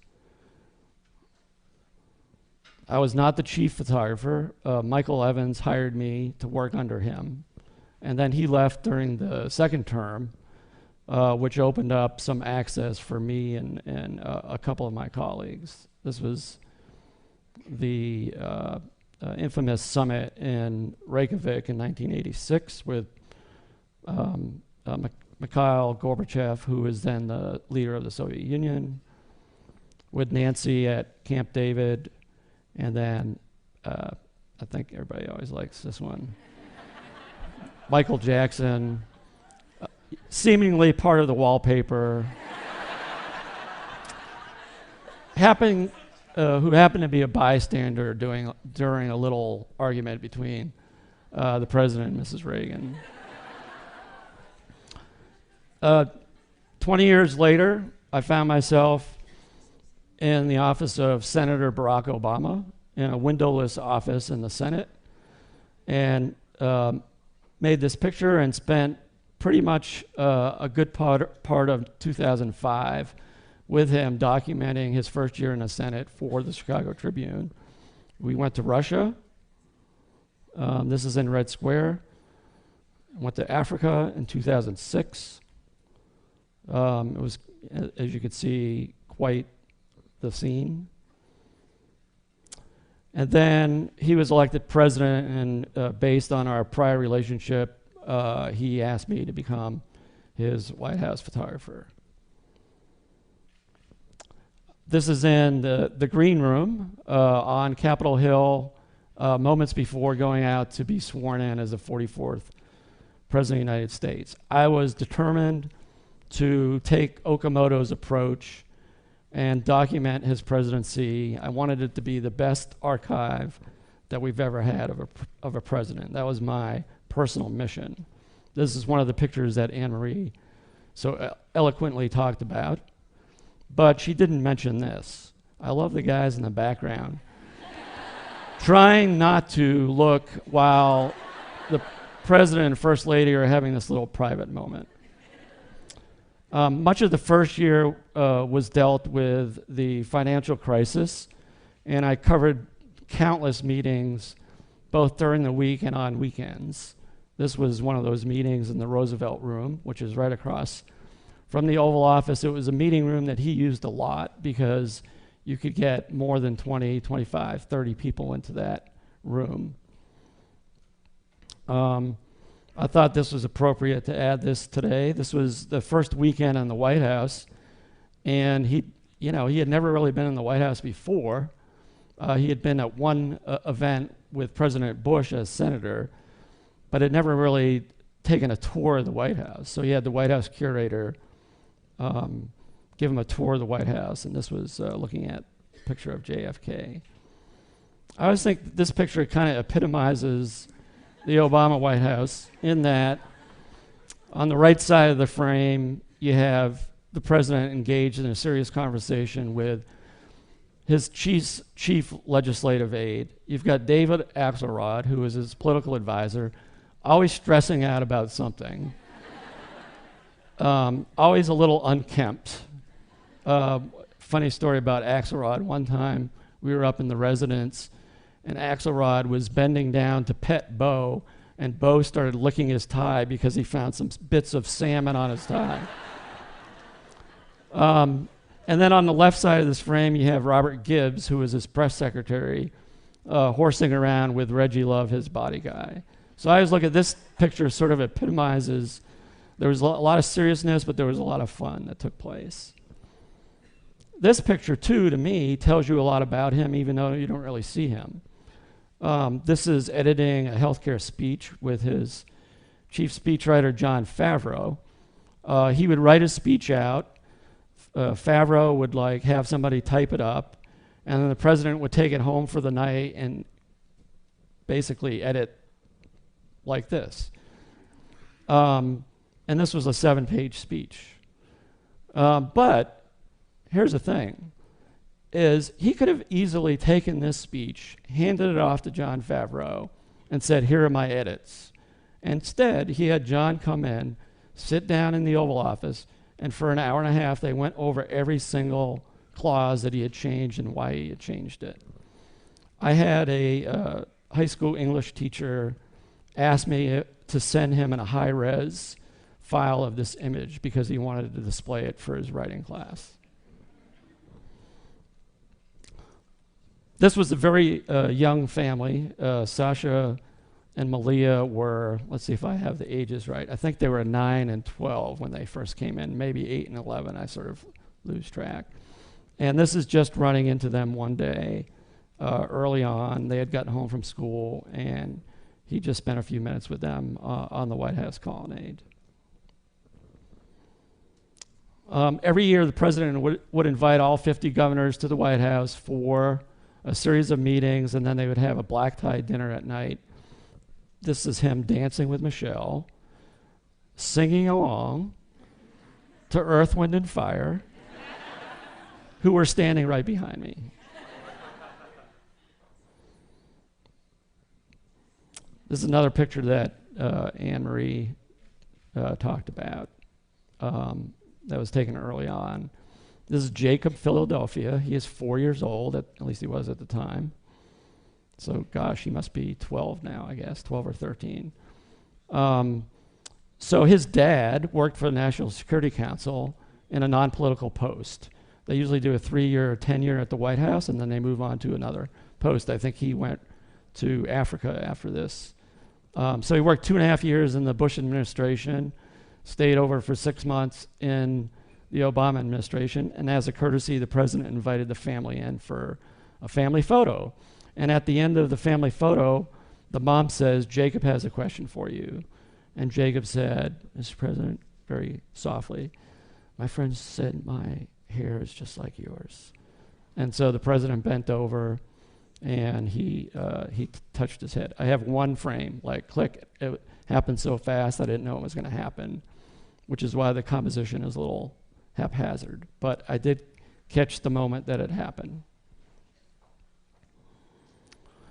I think if you asked him today, he would say the best day of his presidency was the day that the Affordable Care Act ended.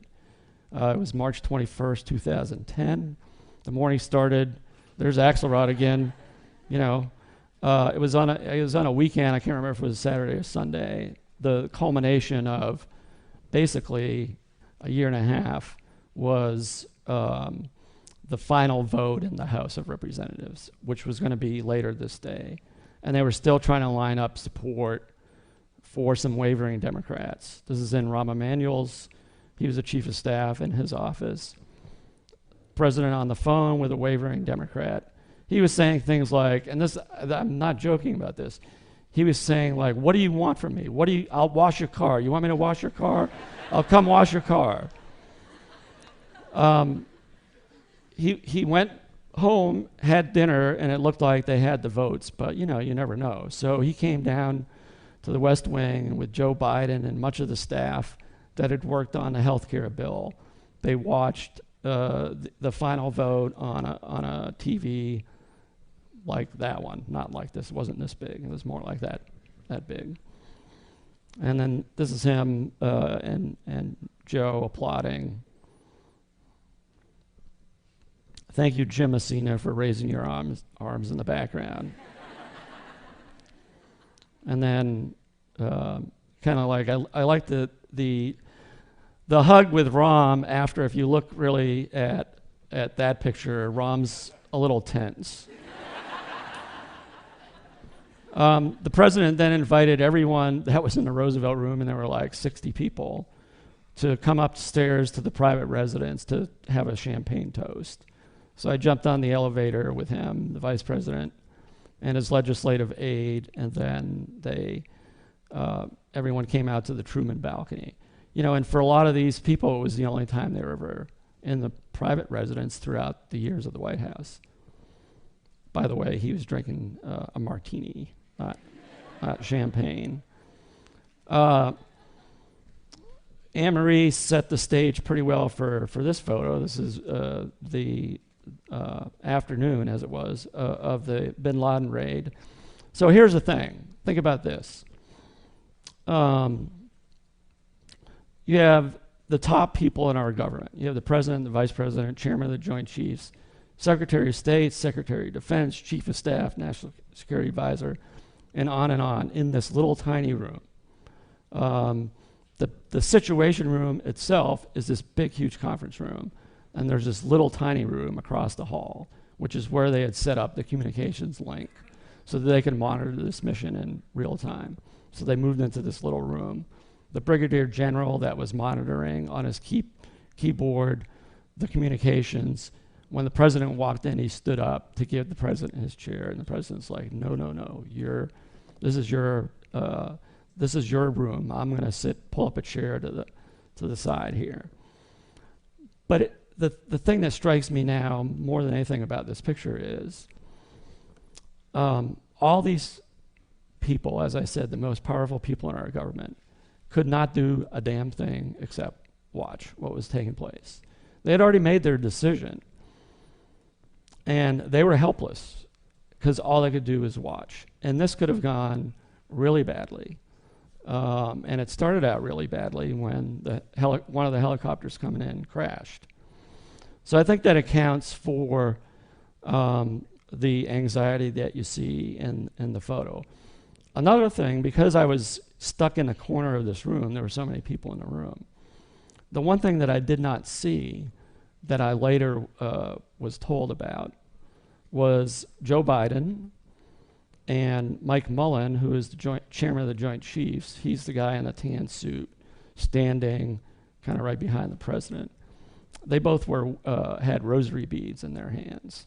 And so later in the day, they asked me to take a picture of them holding their rosary beads. This happened at 4 o'clock in the afternoon, but the reality was that day went from like 1 o'clock until almost midnight with just a series of meetings as they debated whether to make it public that they had gotten bin Laden, whether they knew for sure it was bin Laden.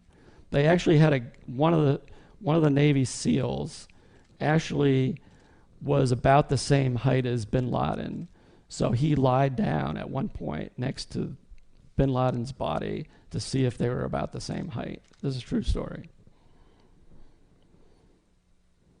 Around 11 o'clock, news started to break just before the president went and made his remarks to the nation. And that's when I saw the image of bin Laden appear on this little TV screen right outside the Oval Office and change my focus to that TV screen.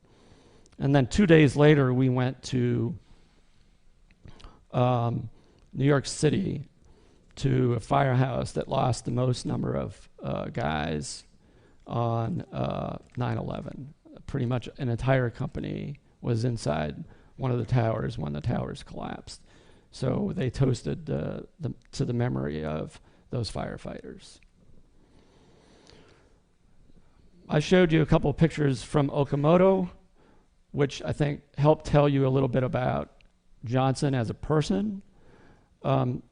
That was another thing that I was striving to do in my coverage of President Obama. And I thought the best way to do that was to show how he interacted with people from all walks of life.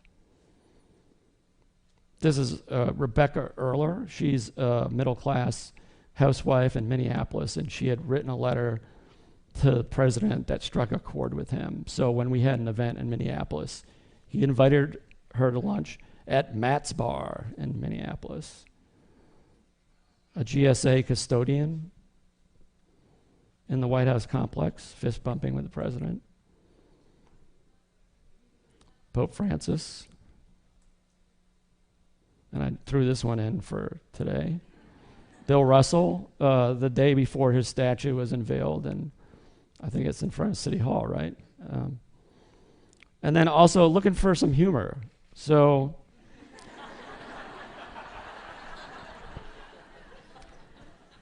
this is Marvin Nicholson. He's 6'8". Marvin was always on a diet or trying to exercise to lose weight. We were doing an event in Texas and had walked through the women's volleyball locker room, and Marvin saw a scale. So he jumped on the scale, and he kept sliding the lever to the right, thinking that he had lost weight. Unbeknownst to him, the president had his toe on the scale and kept pushing it down further and further. And like everybody else knows what's going on except for Marvin. Marvin's the only one. The other thing that strikes me now about this photo is, like, why would you hold your books if you were weighing yourself?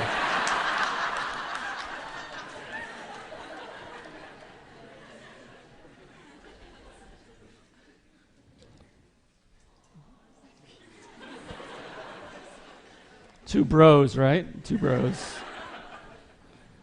Yeah, I miss those guys. They didn't know each other well at the start of the administration, and by the end of the administration, they called each other brother. This was Joe Biden's son, Beau, died of a brain tumor, really tragic. He was Attorney General of Delaware, and the president gave the eulogy at his funeral. And later, the president told me that when he was speaking from the podium, he could not look at Joe when he was making his remarks because he knew he wouldn't be able to get through his remarks.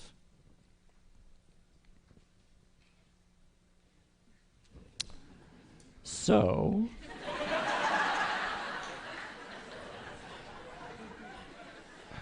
I'll go ahead and say it. This is how you should speak to the Russians.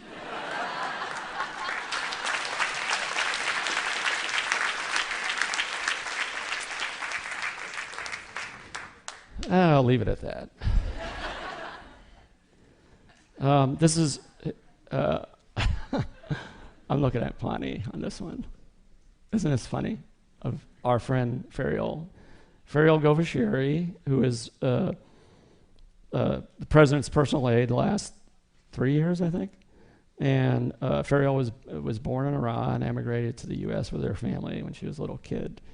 And she was about to get married, and the president heard some Persian music playing, so he came out to see what was going on. And Fariel said she was just, practicing for her wedding, listening to the music. So they started doing their little dance together, which I thought was so cute. The president always thinks he's the best at everything. Like, he actually is a really good singer. I give him chops for that. But he thinks he's a good dancer. Not really. This is his first trip to Kenya as president. I had actually gone with him when he went as a senator. And you could sort of see it got a little unruly. Not in a bad way, not in a violent way, just people were so excited to see him. Dalai Lama. Oh, that's what everybody always does when they see this. So this is Prince George. I'm not like a big royal person. So like I always forget who is like, oh, it's Prince William. Okay, that's right. And like, is it the Duchess of whatever, Cambridge or something like that? Kate, right? I think it's Kate, isn't it? Yeah.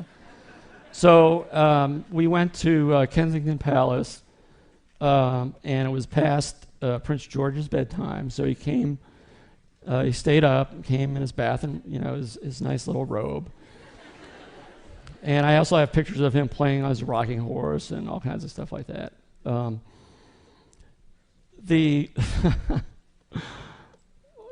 of the funny things that happened was when it was time for Prince George to go to bed, his nanny came to get him, picked Prince George up, and as they were going upstairs to his bedroom, the nanny says to Prince George, say thank you to the gentleman. So Prince George looks at me and goes, thank you very much.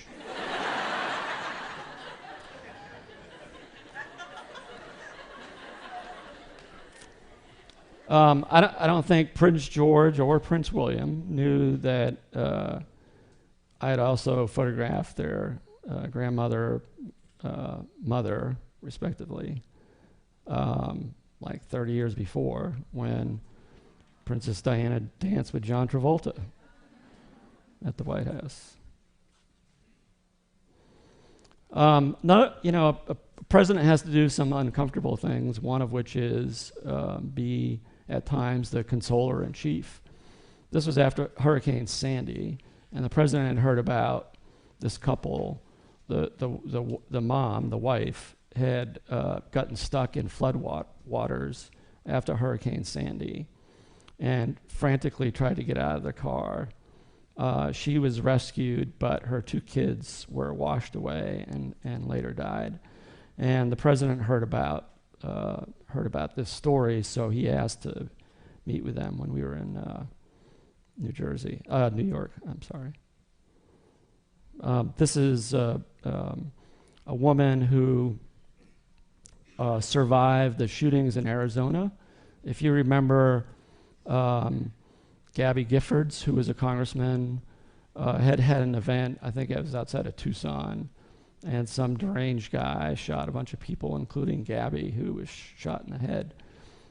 This woman's husband had leapt on top of her, knocked her down, and covered himself over her, and he was shot to death, but she survived. Another thing that we did, when I say we, I mean the president did, I went along with him, is we visited Walter Reed Hospital. I think it was like 24 times over the 8 years to visit with wounded soldiers. In the first few years, it was very, it was sometimes hard to walk into these rooms because some of the patients were severely injured, including this guy, Corey Remsburg. You could see the stitches on his brain. He was hit by a roadside explosion in Afghanistan and could barely function when we walked into the hospital room. His dad, Craig, was there, and Craig said, well, you've met Corey before. And that sort of piqued my interest as well as the president's. And it turns out that 8 months before, we had gone to D-Day for the anniversary ceremonies, and he met a young Army Ranger by the name of Corey Remsburg. That's him shaking hands with the president. And they had, Craig had this photo pasted on the wall of his hospital room, which was just like so hard to see that difference between this and that. I personally didn't think, I thought Corey would never recover. But I'm happy to say that a couple years later, he was invited by the President and First Lady to be honored at the State of the Union address and sat next to the First Lady in the box on Capitol Hill.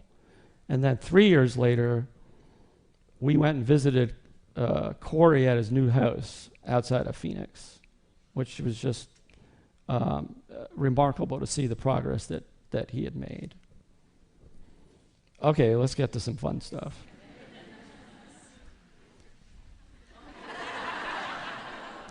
So it actually gets a little better. So he thinks he would call himself the baby whisperer, the baby whisperer. So Michelle picks up this baby at the congressional picnic, and you see him trying to shush the baby, and he's like, let me have that baby.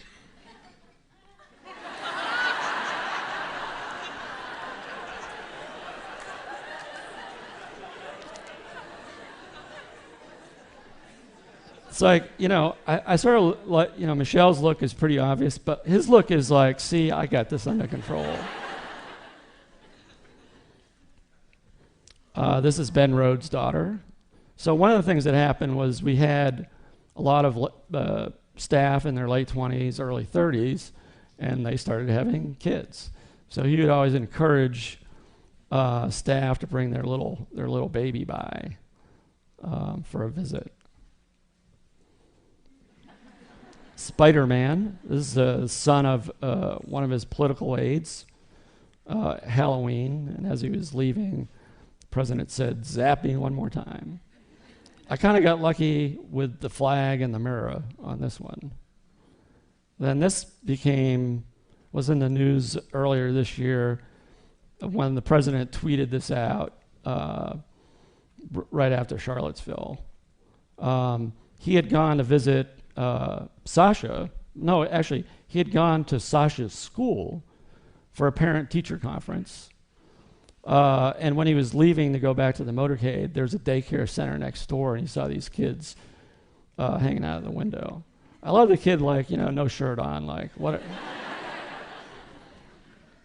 That's, pretty casual, I would say. So we'd go to these, anytime we were in the Midwest, we'd always go to these diners, it seemed, for lunch.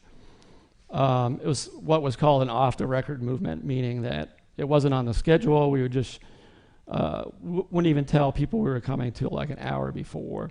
And then whoever happened to be there happened to be there.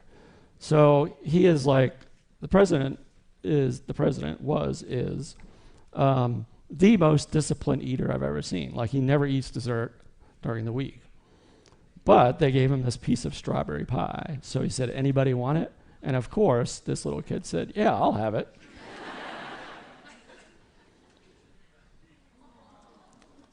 Yeah. This is Ben Rhodes' daughter again. She's famous, and these will be projected at her wedding in 20 years. Just to show you a few family photos. This is early on in the administration, like the first few months. And Bo, I consider a part of the family. So this is the day they met Bo for the first time. Running into Sasha, who had just gotten home from school. We were at an event on the state floor, and he just literally ran into her. So took the elevator up to the residence with her for a few minutes. With Malia on the swing set. So they built this swing set right outside the Oval Office for Sasha and Malia. This was actually during the whole BP oil spill. You guys remember that? And there was, he had just finished a meeting, and he looked out the window, and Malia was sitting on the swing. So he came out and just talked to her for a few minutes. The thing I always admired was, even if he only had a few minutes with them, he was all in. There wasn't like a BlackBerry in his hand. There wasn't like some aide giving him paperwork. For when he spent time with them, he spent time with them, which I always admired. One postscript to this picture. So this swing set was offered to the Trump administration because it was donated to the Obamas personally, not to the White House. So the president offered it to the Trump administration. They said they didn't want it. So it was instead donated to an after-school place in D.C. So it has a good home.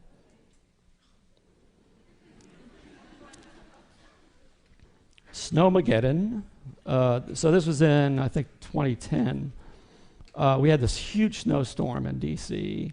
I actually slept in my office on Friday night thinking that the girls were still young enough and he's so playful enough that at some point the next day they would come outside and play in the snow. And they did. This is actually the Rose Garden. And we walked all around the White House. It was kind of a cool day.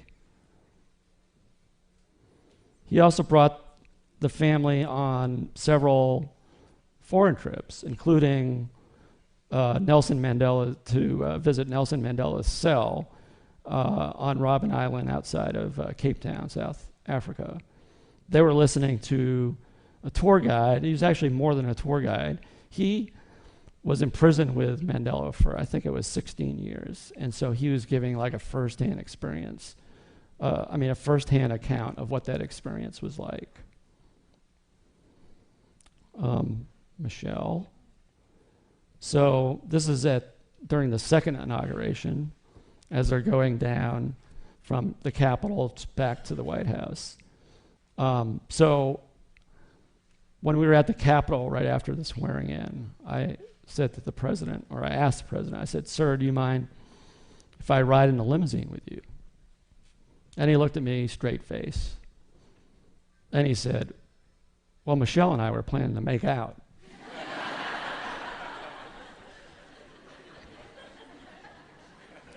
It's like, I think people never really saw that kind of like, he had kind of a funny sense of humor.